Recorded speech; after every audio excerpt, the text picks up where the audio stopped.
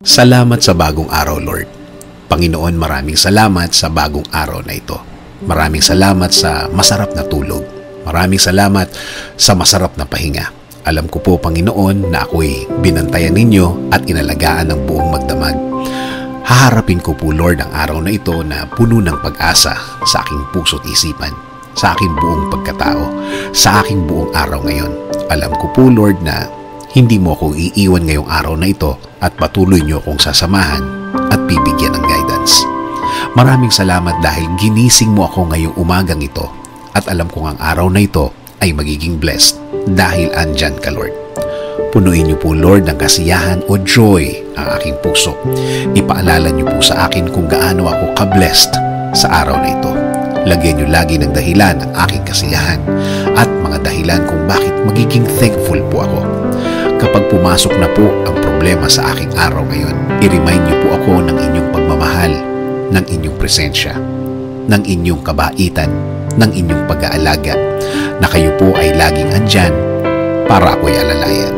Kapag ako ay nanghihina, ipaalala niyo po sa akin na lagi po kayong andyan para ako'y tulungan, para ako'y alalayan, para ako'y alisin sa isang problemadong sitwasyon.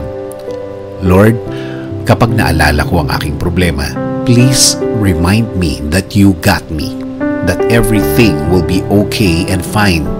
Please remind me also of my purpose. Kung bakit ako nasa mundo, kung bakit ako nabuhay, kung bakit ako andito para sa araw-araw, para paglingkuran kayo at mahalin. Kasama na ang mga nagmamahal sa akin at nagpapahalaga na kayo pa din ang dapat masunod sa aming buhay. Naniniwala kami sa inyong plano na lahat-lahat na gusto niyong gawin sa amin ay makakabuti sa amin, na ang lahat ng plano ninyo ay makakabuti sa aking kinabukasan at kinabukasan ng aking pamilya.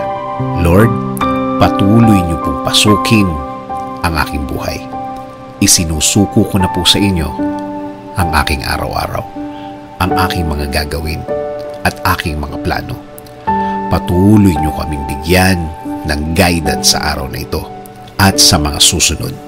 Alam ko po, Lord, na ang araw na ito ay mas mabuti, mas maganda, mas produktibo kesa kahapon.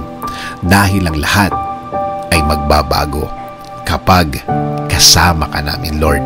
In Jesus' name we pray. Amen. Sabi nga sa Lamentations 3:22-23, the steadfast love of the Lord never ceases. His mercies never come to an end. They are new every morning. Great is your faithfulness.